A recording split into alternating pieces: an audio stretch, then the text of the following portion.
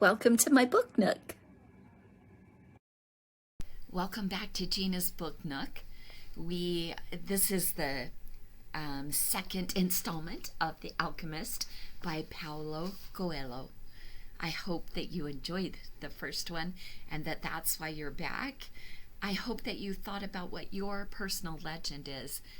I really want to see those things in the comments. And I wouldn't mind a like or two on these videos to know that you are listening and enjoying them. Let's get started. The boy began again to read his book, but he was no longer able to concentrate. He was tense and upset because he knew the old man was right. He went over to the bakery and bought a loaf of bread, thinking about whether or not he should tell the baker what the old man had said about him.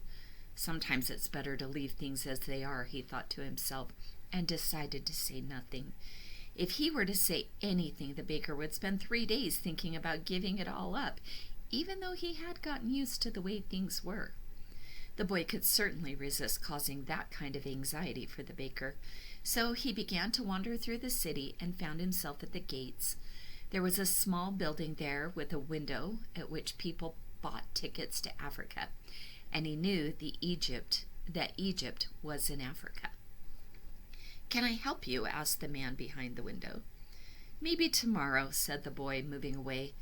If he sold just one of his sheep, he'd have enough to get to the other shore of the strait. This idea frightened him. "Another dreamer," said the ticket seller to his assistant, watching the boy walk away. "He doesn't have enough money to travel." While standing at the ticket window, the boy had remembered his flock and decided he should go back to being a shepherd. In 2 years, he had learned everything about shepherding. He knew how to shear sheep, how to care for pregnant ewes, and how to protect the sheep from wolves. He knew all the fields and pastures of Andalusia, and he knew what the fair price for every one of his animals. He decided to return to his friend's stable by the longest route possible. As he walked past the city's castle, he interrupted his return and climbed the stone ramp that led to the top of the wall. From there he could see Africa in the distance. Someone had once told him that it was from there that the Moors had come to occupy all of Spain. He could see almost the entire city from where he sat, including the plaza where he had talked with the old man. "Curse the moment I met that old man," he thought. He had come to the town only to find a woman who could interpret his dream. Neither the woman nor the old man were at all impressed by the fact that he was a shepherd. They were solitary individuals who no longer believed in things and didn't understand that shepherds become attached to their sheep. He knew everything about each member of his flock. He knew which ones were lame, which one was to give birth 2 months from now, and which were the laziest. He knew how to shear them and how to slaughter them. If he ever decided to leave them, they would suffer. The wind began to pick up. He knew that wind. People called it the Levanter because on it the Moors had come from the Levant at the eastern end of the Mediterranean. The Levanter increased in intensity. "Here I am between my flock and my treasure," the boy thought. He had to choose between something he had become accustomed to and something he wanted to have. There was also the merchant's daughter, but she wasn't as important as his flock because she didn't depend on him. Maybe she didn't even remember him. He was sure that it made no difference to her on which day he appeared. For her, every day was the same, and when each day is the same as the next, it's because people fail to recognize the good things that happen in their lives every day that the sun rises. "I left my father, my mother, and the town castle behind. They've gotten used to my being away, and so have I. The sheep will get used to my not being there," thought the boy. From where he sat, he could observe the plaza. People continued to come and go from the baker's shop. A young couple sat on the bench where he had talked with the old man, and they kissed. "That baker," he said to himself without completing the thought. The Levanter was still getting stronger, and he felt its force on his face. That wind had brought the Moors, yes, but it had also brought the smell of the desert and of veiled women. It had brought with it the sweat and the dreams of men who had once left to search for the unknown and for gold and adventure and for the pyramids. The boy felt jealous of the freedom of the wind and saw that he could have the same freedom. There was nothing to hold him back except himself. The sheep, the merchant's daughter, and the fields of Andalusia were only steps along the way to his personal legend. The next day the boy met the old man at noon. He brought 6 sheep with him.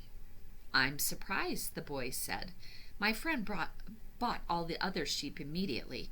He said that he had always dreamed of being a shepherd and that it was a good omen. "That's the way it always is," said the old man. "It's called the Principle of Favorability. When you play cards the first time, you're almost sure to win. It's beginner's luck." "Why is that?" "Well, because there's a force that wants you to realize your personal legend. It's where your appetite with a taste of success. It whets your appetite with a taste of success." Then the old man began to inspect the sheep, and he saw that one was lame. The boy explained that it wasn't important, since that sheep was the most intelligent of the flock and produced the most wool. "Where's the treasure?" he asked. "It's in Egypt, near the pyramids." The boy was startled. The old woman had said the same thing, but she hadn't charged him anything. "In order to find the treasure, you'll have to follow the omens. God has prepared a path for everyone to follow. You just have to read the omens that he left for you." Before the boy could reply, a butterfly appeared and fluttered between him and the old man. He remembered something his grandfather had once told him. The butterflies were a good omen, like crickets and like expectations, like lizards and 4-leaf clovers. "That's right," said the old man, able to read the boy's thoughts. "Just as your grandfather taught you. These are good omens." The old man opened his cape, and the boy was struck by what he saw. The old man wore a breastplate of heavy gold covered with precious stones. The boy recalled the brilliance he had noticed on the previous day. "He really is a king. He must be disguised to avoid encounters with thieves." "Take these," said the old man, holding out a white stone and a black stone that had been embedded at the center of the breastplate. "They are called Orem and Thummim. The black signifies yes, and the white no. When you are unable to read the omens, they will help you to do so. Always ask an objective question. But if you can, try to make your own decisions. The treasure is at the pyramids that you already knew. But I had to insist on the payment of 6 sheep because I helped you to make your decision." The boy put his stones in his pouch. From then on, he would make his own decisions. Don't forget that everything you deal with is only one thing and nothing else. And don't forget the language of omens. And above all, don't forget to follow your personal legend through to its conclusion. But before I go, I want to tell you a little story. A certain shopkeeper sent his son to learn about the secret of happiness from the wisest man in the world. The lad wandered through the desert for 40 days and finally came upon a beautiful castle high atop a mountain. It was there that the wise man lived. Rather than finding a saintly man, though, our hero, on entering the main room of the castle, saw a hive of activity.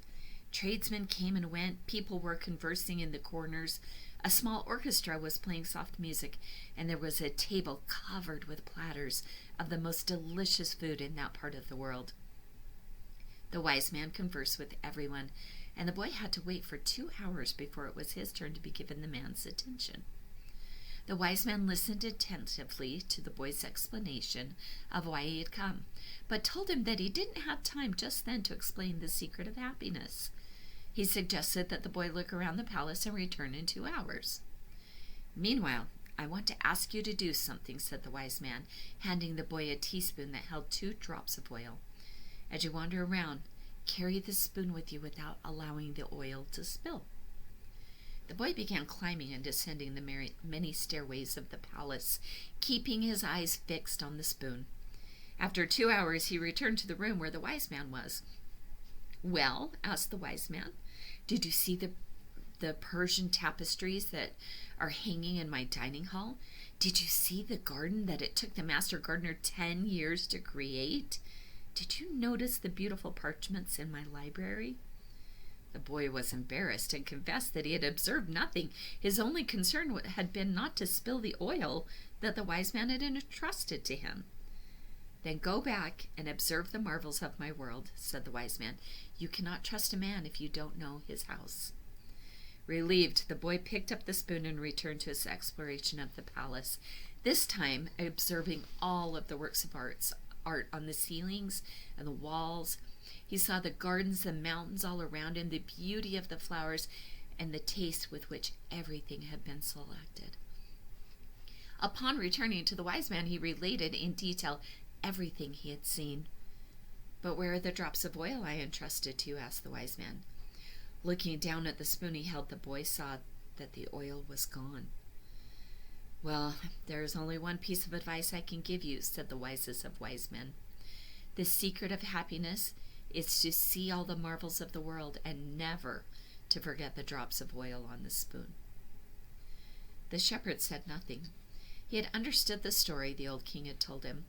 A shepherd may like to travel, but he should never forget about his sheep. The old man looked at the boy and, with his hands held together, made several strange gestures over the boy's head. Then, taking his sheep, he walked away. At the highest point in Tarifa there is an old fort, built by the Moors. From atop its walls, one can catch a glimpse of Africa. Melchizedek, the king of Salem, sat on the wall of the fort that afternoon and felt the levanter blowing in his face. The sheep fidgeted nearby, uneasy with their new owner and excited by so much change. All they wanted was food and water. Melchizedek watched a small ship that was plowing its way out of the port. He would never again see the boy, just as he had never seen Abraham again after having charged him his 1/10 fee. That was his work. The gods should not have desires because they don't have personal legends, but the king of Salem hoped desperately that the boy would be successful. "It's too bad that he's quickly going to forget my name," he thought. "I should have repeated it for him. Then when he spoke about me, I would say that I am Melchizedek, the king of Salem." He looked to the skies, feeling a bit abashed, and said, "I know it's the vanity of vanities, as you said, my lord, but an old king sometimes has to take some pride in himself." How strange Africa is, the boy thought. He was sitting in a bar very much like the other bars he had seen along the narrow streets of Tangier. Some men were smoking from a gigantic pipe that they passed from one to the other. In just a few hours he had seen men walking hand in hand, women with their faces covered, and priests that climbed to the tops of towers and chanted as everyone about him went to their knees and placed their foreheads to the ground. "A practice of infidels," he said to himself. As a child in church, he had always looked at the image of Saint Santiago Matamoros on his white horse, his sword unsheathed, and figures such as these kneeling at his feet. The boy felt ill and terribly alone. The infidels had an evil look about them. Besides this, in the rush of his travels, he had forgotten a detail, just one detail, which could keep him from his treasure for a long time. Only Arabic was spoken in this country. The owner of the bar approached him, and the boy pointed to a drink that had been served at the next table. It turned out to be a bitter tea. The boy preferred wine. The owner, but he didn't need to worry about that right now. What he had to be concerned about was his treasure and how he was going to go about getting it. The sale of his sheep had left him with enough money in his pouch, and the boy knew that in money there was magic. Whoever has money is never really alone. Before long, maybe in just a few days, he would be at the pyramids. An old man with a breastplate of gold wouldn't have lied just to acquire 6 sheep. The old man had spoken about signs and omens, and as the boy was crossing the strait, he thought about omens. Yes, the old man had known what he was talking about. During the time the boy had spent in the fields of Andalusia, he had become used to learning which path he should take by observing the ground and the sky. He had discovered that the presence of a certain bird meant that a snake was nearby, and that a certain shrub was a sign that there was water in the area. The sheep had taught him that. If God leads the sheep so well, He will also lead a man, he thought, and that made him feel better. The tea seemed less bitter. "Who are you?" he heard a voice ask him in Spanish. The boy was relieved. He was thinking about omens, and someone had appeared. "How come you speak Spanish?" he asked. The new arrival was a young man in Western dress, but the color of his skin suggested he was from this city. He was about the same age and height as the boy. "Almost everyone here speaks Spanish. We're only 2 hours from Spain." "Sit down and let me treat you to something," said the boy, "and ask for a glass of wine for me. I hate this tea." "There's no wine in this country," the young man said. "The religion here forbids it." The boy told him then that he needed to get to the pyramids. He almost began to tell about his treasure, but decided not to do so. If he did, it was possible that the Arab would want a part of it as payment for taking him there. He remembered what the old man had said about offering something you didn't even have yet. I'd like you to take me there if you can. I can pay you to serve as my guide." "Do you have any idea how to get there?" the newcomer asked. The boy noticed that the owner of the bar stood nearby, listening attentively to their conversation. He felt uneasy at the man's presence, but he had found a guide and didn't want to miss out on an opportunity. "You have to come to cross the entire Sahara Desert," said the young man, "and to do that you need money. I need to know whether you have enough." The boy thought this was a strange question, but he trusted the old man who had said that when you really want something, the universe always conspires in your favor. He took his money from his pouch and showed it to the young man. The owner of the bar came over and looked as well. The two men exchanged some words in Arabic, and the bar owner seemed irritated. "Let's get out of here," said the new arrival. "He wants us to leave." The boy was relieved. He got up to pay the bill, but the owner grabbed him and began to speak to him in an angry stream of words. The boy was strong and wanted to retaliate, but he was in a foreign country.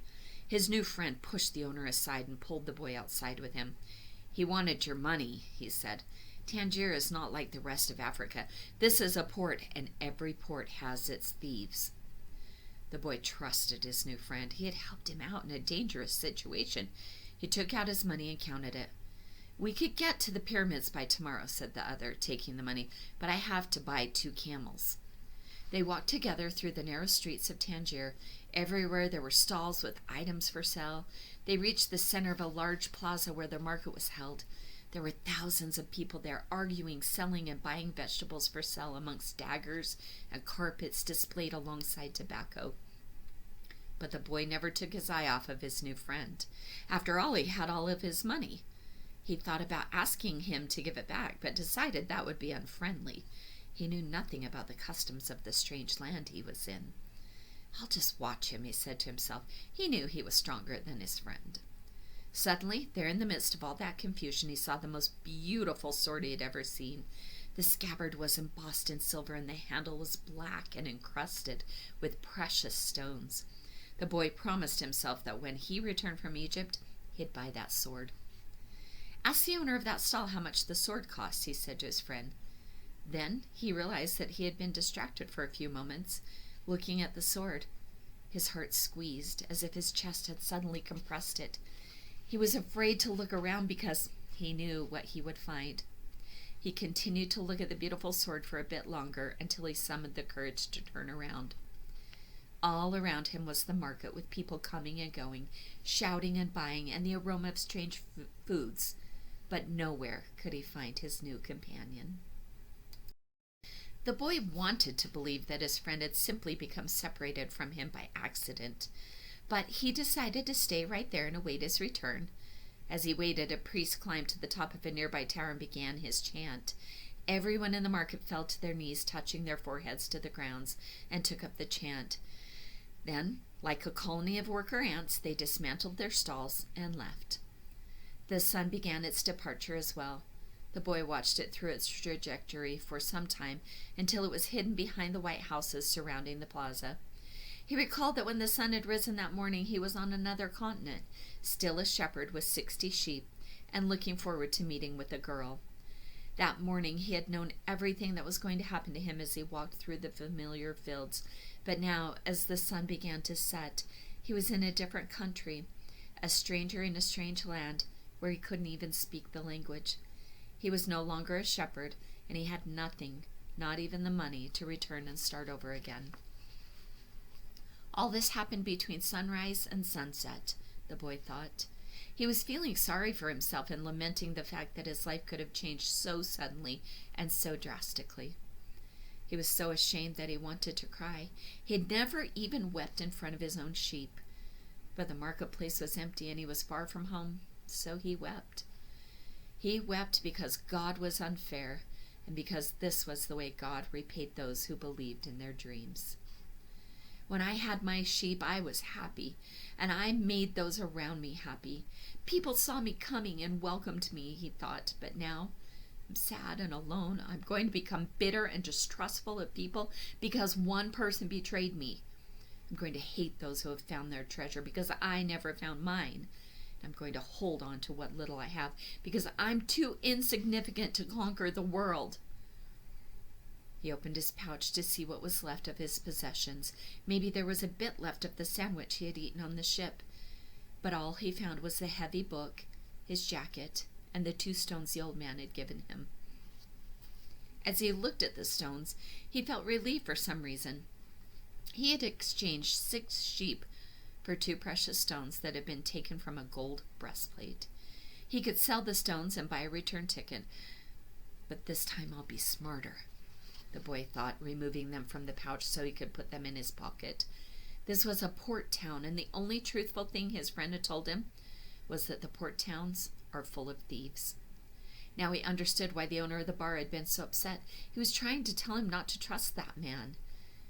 Like everyone else, I see the world in terms of what I would like to see happen, not what actually does.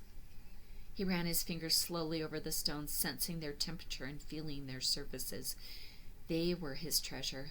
Just handling them made him feel better. They reminded him of the old man. When you want something, all the universe conspires in helping you to achieve it, he had said. The boy was trying to understand the truth of what the old man had said. There he was in the empty marketplace without a cent to his name and with not a sheep to guard through the night. But the stones were proof that he had met with a king who knew of the boy's past. They're called Urim and Thummim, and they can help you to read the omens. The boy put the stones back in the pouch and decided to do an experiment. The old man had said to ask very clear questions, and to do that, the boy had to know what he wanted. So he had asked if the old man's blessing was still with him. He took out one of the stones. It was yes. Am I going to find my treasure? He asked. He stuck his hand into the pouch, felt around for one of the stones. As he did so, both of them pushed through a hole in the pouch and fell to the ground. The boy had never even noticed there was a hole in his pouch. He knelt down to find Urim and Thummim and put them back in his pouch. But as he saw them lying there on the ground, another phrase came to his mind. Learn to recognize omens and follow them, the old king had said. An omen, the boy smiled to himself. He picked up the 2 stones, put them back in his pouch. He didn't consider mending the hole. The stones could fall through any time they wanted. He learned that there were certain things one shouldn't ask about, so as not to flee from one's own personal legend. I promised that I would make my own decisions, he said to himself. But the stones had told him that the old man was still with him, and that made him feel more confident. He looked around at the empty plaza again, feeling less desperate than before. This wasn't a strange place. It was a new place.